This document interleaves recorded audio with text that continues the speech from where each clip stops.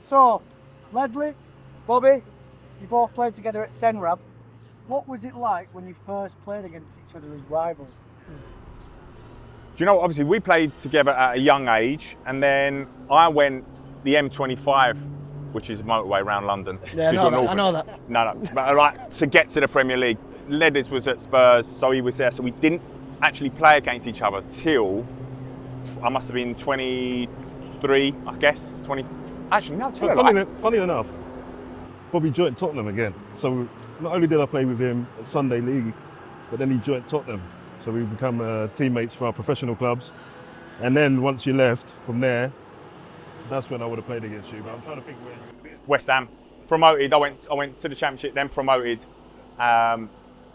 So yeah, but yeah, it's difficult coming up against friends really.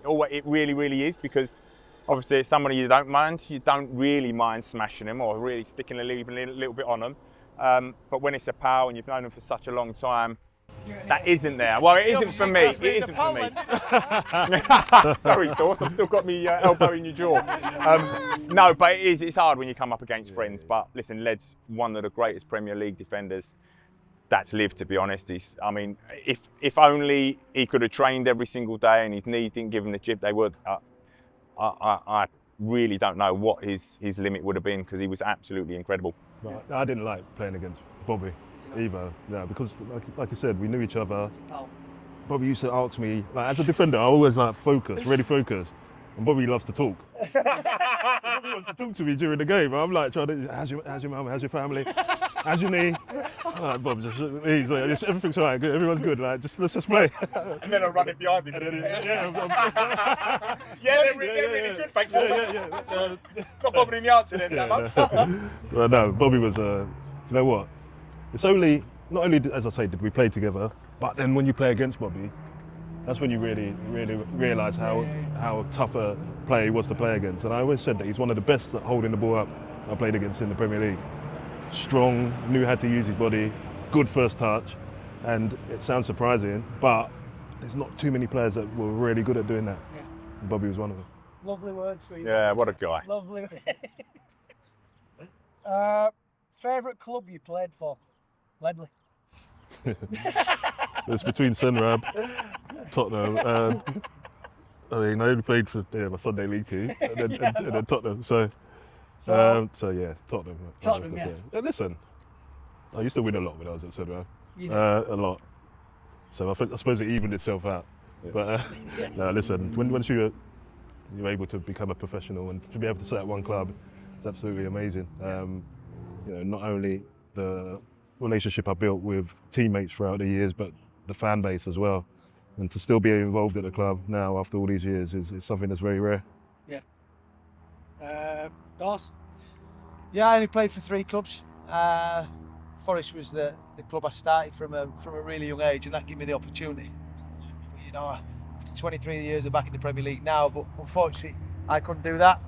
And I was lucky that Tottenham came and signed myself and Andy Reid at the age of 21, and I would say that's where I had most success, for sure. I mean, not people say, oh, we won the 2008 League Cup, great, got beaten in the final to Manchester United, went on to play in the Champions League. So that was my special time. 10 years at the football club, or 9.5 should I say. Unfortunately, I didn't make 10 years. No testimonial? No, kicked out before then. He's not silly, is he? He's played it well. No, I made some special friends, great times, great memories. We enjoyed ourselves, didn't we, lads? Loved it, yeah. And we had a great team. We had a good, great team chemistry. Some really good lads. At one stage, we probably had about 7 players that were in the England squad, weren't there, at one period in time. So enjoyed it, loved every moment of it. And Dawson was, again, you know, he joined the club as a young kid. Well, I felt like he was very young at the time, and I was like an old man. But now look at, how old are you now? 41. 41. So I'm 44, so it's only 3 years. But it was experience. I'd been in the, you know, I'd made my debut a lot earlier. But Dawes come in and he was perfect for me. Like, the type of defender that he was probably the opposite in terms of the things that I'd probably done naturally. Yeah. So he was a really good aid for me. You know, loved putting his head on the ball. That's something that I still probably developed as my career went on. Loved, you know, he took a few broken noses for me, which is always nice. But yeah, no, listen, in terms of a player, absolutely fantastic, underrated in my opinion, and I'm glad to have shared so many years with you. Special memories. Special memories, Lovely, mate. this. Lovely. Is it I went too to- lovely? It's too lovely, I dovey. had a promotion as well, which Bobby Z knows about promotions, and Wembley. And Wembley was a special day for me at Hull City. I have to give them a mention because it was 2 relegations but 1 promotion, which was a good moment as well. Perfect. Bobby? Me, I'm a West Ham fan, grew up in East London, so being able to play for the team you grew up supporting is very, very special. But to be honest, I've had some fantastic times at almost every single club that I've been at, really. You know, memorable moments, great relationships, and that's what it's about. I mean, started my career at Brighton, really, and had some fantastic times there. Managed to finish my career there as well. Amazing times, and obviously Fulham, European Cup final, getting there for such a relatively small club was very, very memorable. Some great games along the way. And scoring a playoff winner for QPR to get them back in the Premier League was nice. So, like I say, a lot of the clubs had some great memories, but growing up supporting one club and being able to play for them is very, very special. Yeah, 100%. Favourite footballing moment? Ledley?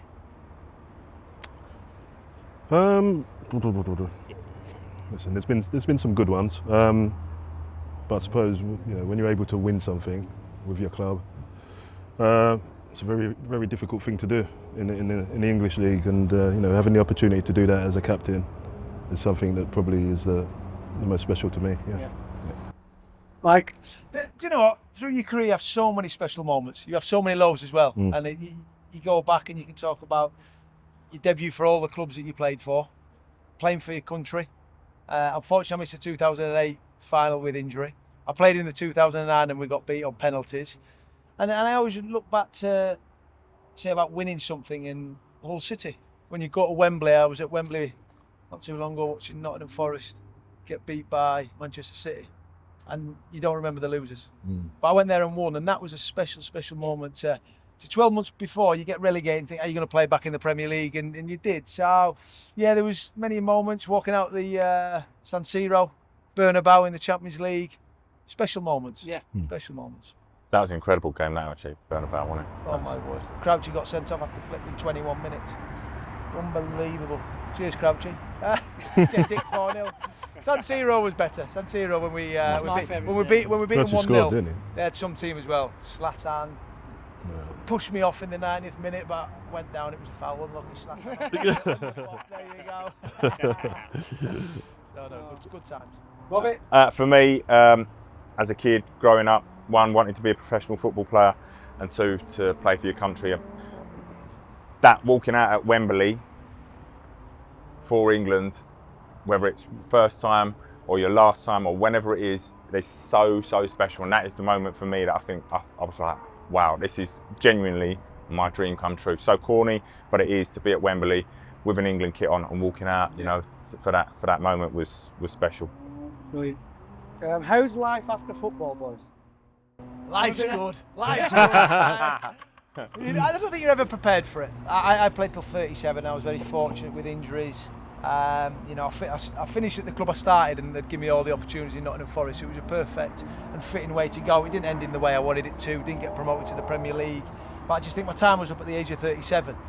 So you sort of, someone retires you. I didn't get a contract anywhere else, but it was the right time. My legs had gone. It was time to look and do something else, and then I've been very fortunate, because I do say as footballers who finish, it can be challenging if you haven't got opportunities. I mean, today, look, who can call this work? Let's be serious. It's a great day. The sun's out, we sat here, it's like, so I do the Sky and things like that, ambassador for Tottenham Hotspur.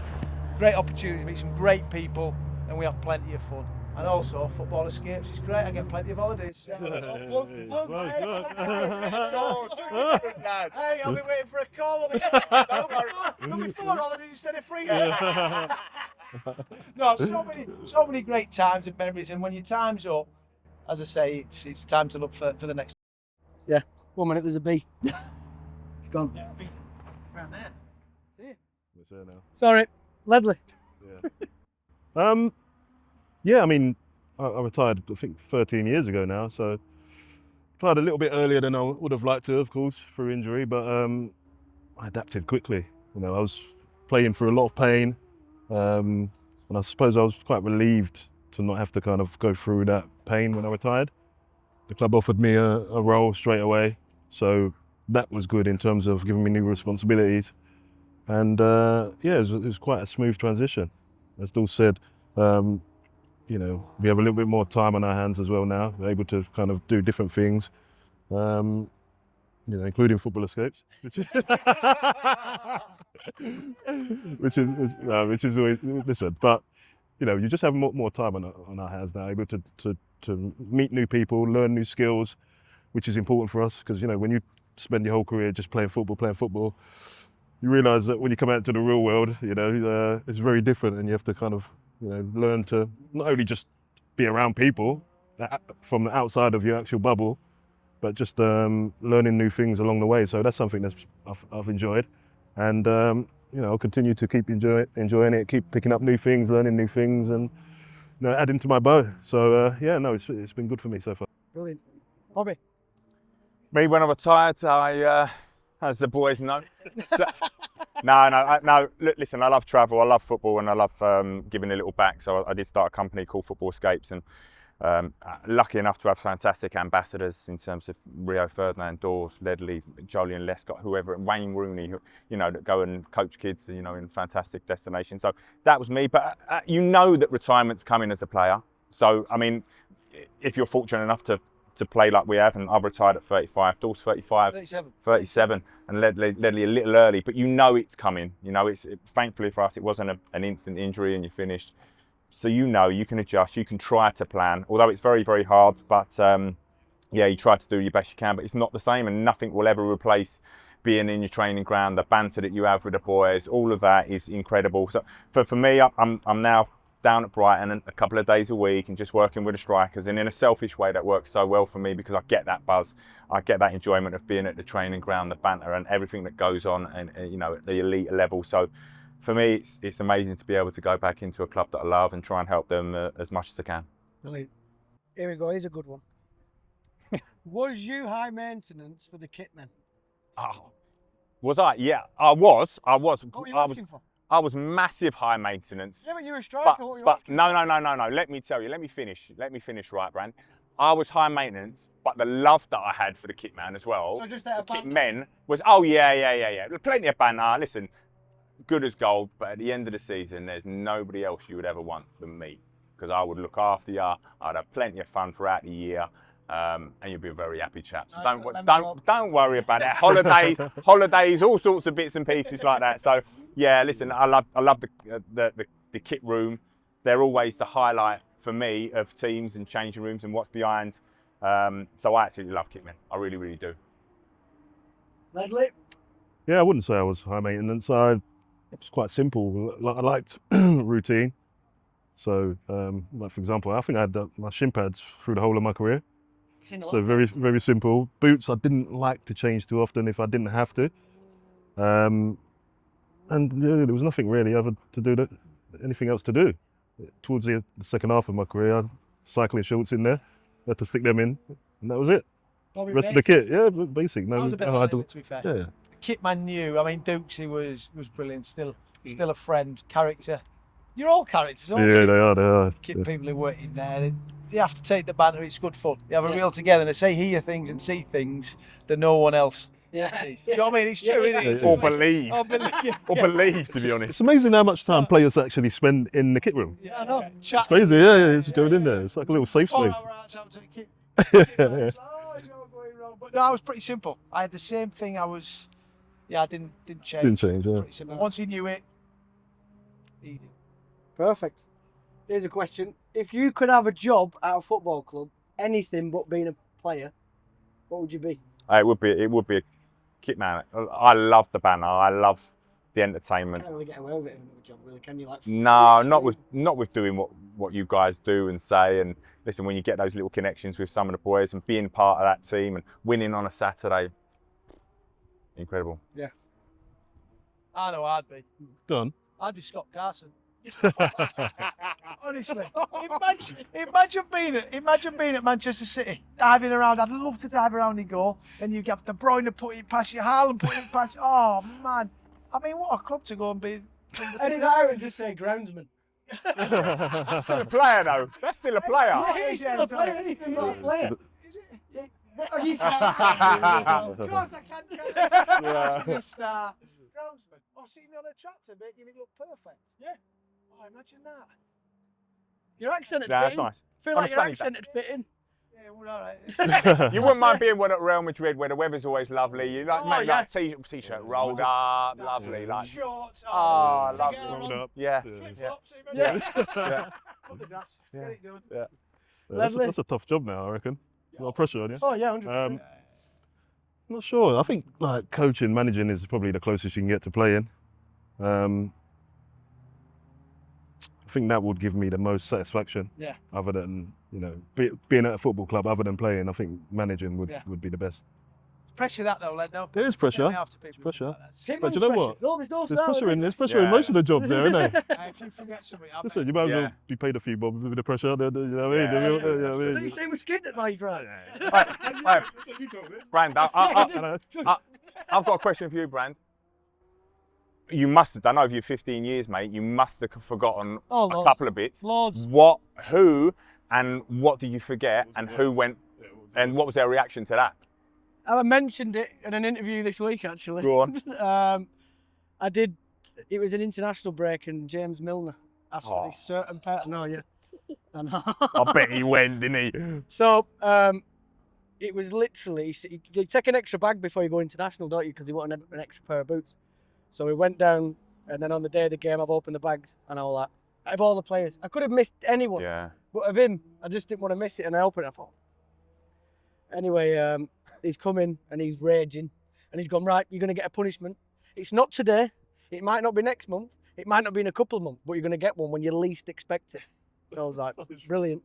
So about 8 weeks went by, and I thought, it's gone. He's forgot. He's forgot about it. He hadn't even mentioned it once. Christmas Eve coming back -3. Right, today's the day. Christmas Eve. So I was like, all right, okay, what am I doing? So stripped me off, got me into the sticks, taped flip-flops to my feet, and then put me in the steam room 12 minutes. Then 12 minutes in the ice bath up to my neck. Oh. And then, no, it didn't finish. And then I had to run the perimeter of the training ground, like the fence, with Millie, Lamps, and Harty following me on the golf buggy. See, that's what being a kit man's all about, isn't it, eh? Christmas. Did you learn your lesson? Did you ever forget anything from Millie again? No, not Millie. No. Luckily, he went. First thing in the bag, wasn't it? He left after that. Did you boys have any pre-match rituals? Oh, did I? It was like superstitions and like things like it's pathetic, really. Like honestly, if we'd won, I'd wear the same boxers the next week. Don't worry, I washed them. I'm gonna say. I washed them. Don't worry. I was mad superstitious. Yeah, crazy. Yeah, mad. When I was at home, I'd always have to get bolognese Friday night. Any time of day you're playing, 2 Weetabix. Like weird, pathetic, really. Any time of day. Yeah, if we're playing at night or you're playing just at have 12 or 3 o'clock, I'd always have 2 Weetabix at pre-match. Always. But there was nothing you did like left shin pad on, right shin pad on. It were always. Probably did it with 2 hours even though. Yeah. Yeah. You do anything, Ledley? Yeah. Do you know what? It changes a lot throughout your As you career. get You older. start having things, and then you learn to let some things go. You might pick Start up some new other things. things instead. Just trying to figure out what works for you, what puts you in the best zone to go and play. But I did end up starting to put my left side on first. Yeah. Don't know why. Yeah. It's just, He's yeah. laughing at us, I hope he had dog. I used to, before I entered the pitch, before I entered the white line, I used to kind of stub my toes on the white line before I went to the pitch. It was almost like I was going to do, that's my place of battle, do you know what I mean? And that was like I was ready to go out to the pitch and battle. That was something I've always done. It's weird. Yeah, I've seen some weird ones along the way. That was mine, but like Dawson said, it's one of them where, do you know what? I don't mind them. I don't mind players having them. It's just what it's. Yeah, as long as you kind of. Do 3 jumps before. Yeah, but these things make you feel relaxed and ready, don't you? The problem is what happens is when you forget something or you don't do it, and then you start thinking, oh damn, I forgot that. Do you know what I mean? That's when it gets a bit. Yeah. Bobby? Me, no, do you know what? You've got one actually. No, do you know what? I didn't really have anything left or right or this or that. But I had a very good season at Fulham, that European run that we went through. And on the way to Craven Cottage, those evening games were really good for us. But on the way to Craven Cottage, every game, Premier League or Cup or whatever it was, I'd go to Starbucks, which was just like down the end of the road, and I'd order myself a large caramel macchiato, extra shot and extra drizzle. Right, I used to have a chocolate muffin for after the game and a carrot cake before. I used to come into the training. You bought it all before? Wait, this is all before. on a match day? Yeah, and then I'm going into the ground. On a match day? On a match day, mate. Yeah, literally at like 1 o'clock, and I used to be there at 1:30. Sit down and with my thing, my cake and my coffee, and just like sit. Big old thing, though. Come with his full food shopping. Yeah, they honestly used to laugh. Like, what the hell are you doing? You got a game in me. I was like, that's all right. Anyway, so ended up, like I say, a very, very good season, and yeah, that was it. Yeah. So and that was every day, and that was before every game. Yeah. Every home game. Away game, though, couldn't care less. So the crazy thing is, you obviously know that drinking the coffee and eating whatever you was eating didn't help your game. Nah. But it helped you. Yeah. Do you know what I mean? It just made you relax. Just It was your thing, I suppose. you know what I mean? No other superstitions or anything like that, though.